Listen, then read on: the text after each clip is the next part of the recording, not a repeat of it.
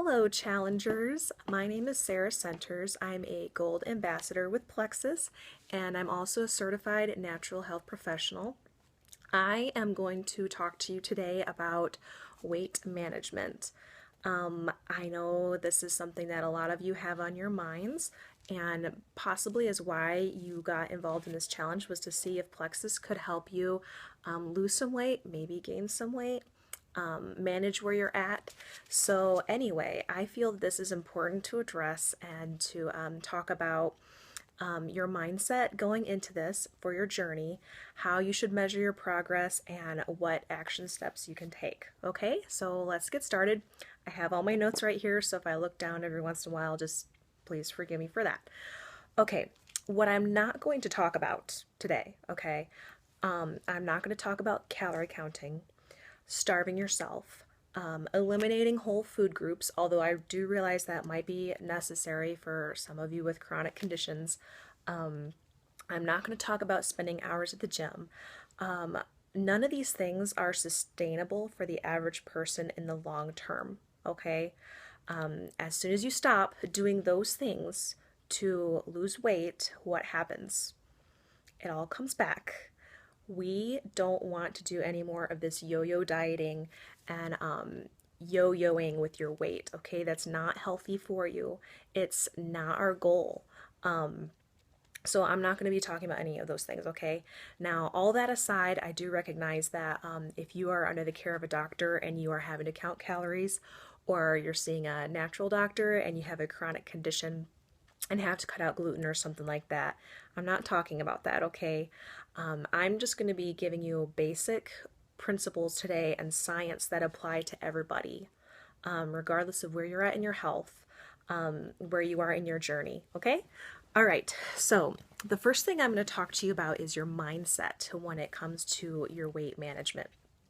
And so from here on out, I'm going to try not to use the words weight loss or lose weight. And here's why. Our actual goals should be to burn fat and to reduce inflammation or puffiness in the body. Okay? Those should be our goals. Those result in long-term health benefits in feeling great. Doing those things are sustainable. They bring benefits to the body that just losing a bunch of weight, okay, doesn't do, okay? So burn fat and reduce inflammation in the body, okay? Sometimes the puffiness you see in your face or around your belly is not actually fat or weight that needs to come off. It's actually inflammation that needs to be reduced in your body. Some of you this week may have not lost a single ounce, but if you took measurements on day 1 and take measurements on day 7, you may find, I actually am a little smaller, but the scale didn't move. Well, that's because you reduced inflammation. This magic drink is highly anti-inflammatory and detoxifying for your body. So you may lose inches before you lose any pounds, before you burn any fat, all right? So those should be your goals. Change your mind, forget about weight loss, and focus on burning fat and reducing inflammation, all right? So here's how we accomplish these two things. All right, the first thing we got to do is we got to remove waste from our bodies. And we are accomplishing that in one small way with the Slim this week. All right, if you choose to add ProBio5 and BioCleanse, whoo, guys, it's going to rock your world, okay? You would have no idea what is in your gut that's holding you back from losing those extra inches and burning fat. The average American can hold anywhere from 3 to 13 pounds of gut junk. Okay, you can get on those products, clean out your gut, and drop inches and possibly a few pounds within a few weeks. So removing waste is number 1. Number 2 is building lean muscle, and we do that through FSAs, not exercise. I will explain later. And then raising our BMR. What is that? All right, we all kind of sort of know what metabolism is. Our BMR is our basal metabolic rate. This is basically how we burn energy, burn fat when we're doing nothing. So your basal metabolic rate is how many calories you burn or how much energy you use when you're sleeping, when you're just laying around watching TV, when you're sitting at the dinner table, when you're just doing nothing. All right, we all have a basal metabolic rate and it's influenced by a lot of things. And guess what the number one thing that influences our BMR? Blood sugar balance. That's why this is so effective as a tool for weight loss, okay? All right, so raising our BMR, we want to be burning more fat while we're sleeping than we are now, okay? Guess what? If you're not sleeping at night, you're not going to burn fat.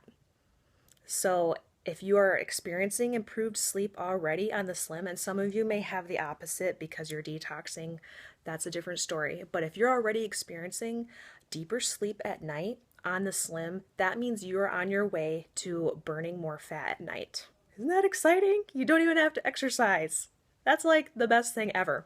Okay, so raising our BMR, building lean muscle, removing waste.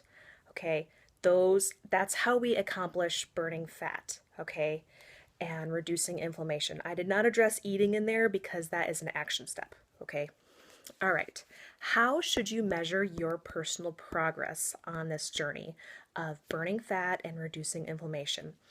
All right, detox aside, so don't measure things when you're detoxing, okay? If you are going through crazy things on your journey, detox, and your ambassador will talk to you about that. Don't measure things during that time because your body is eliminating junk so that it can get to the point where it is in a healthy state, homeostasis, that means balance, so that it can burn fat, all right? So apart from detox, here is how you can measure your progress. Number one,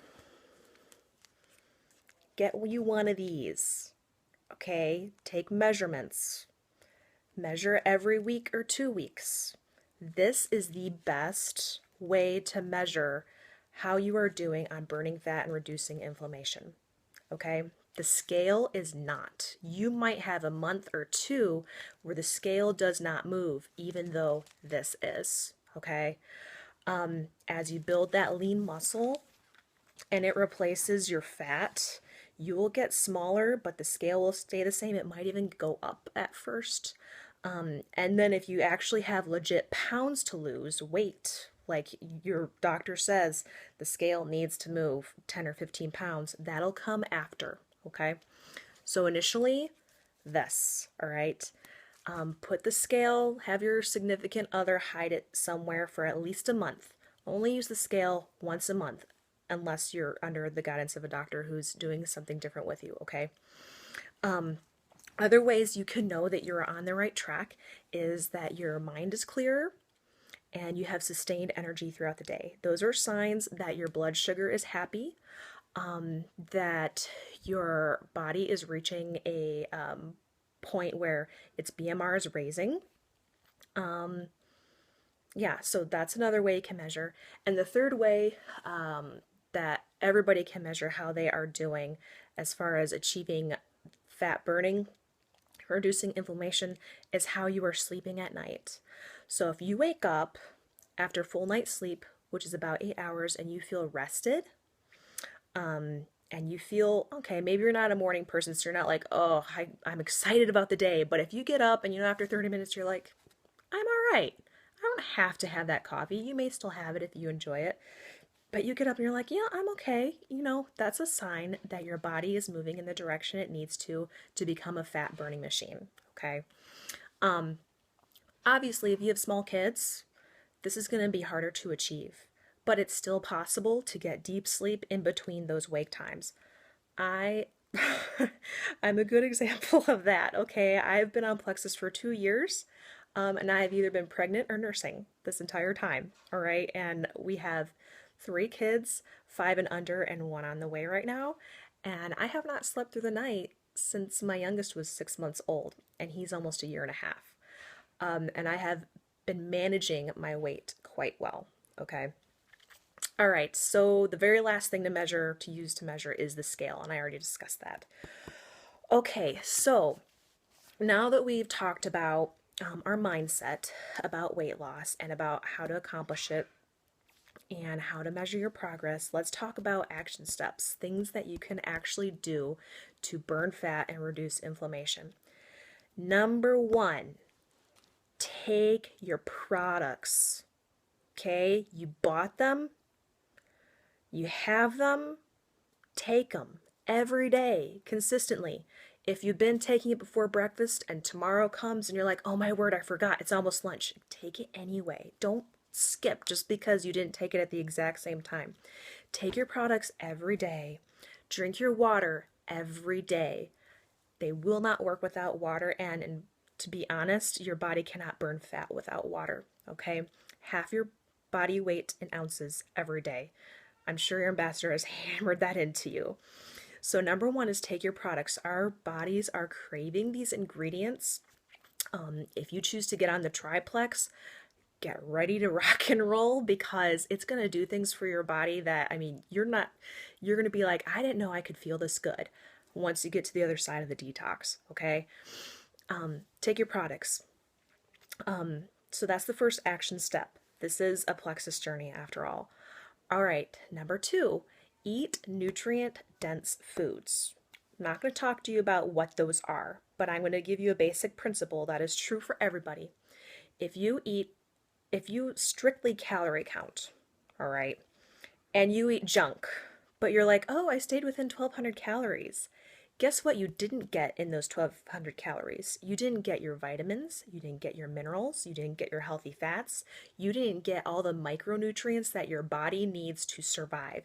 So guess what? Your brain is still going to tell you that you're hungry, and you're going to end up eating more junk to get the micronutrients that your body needs to function.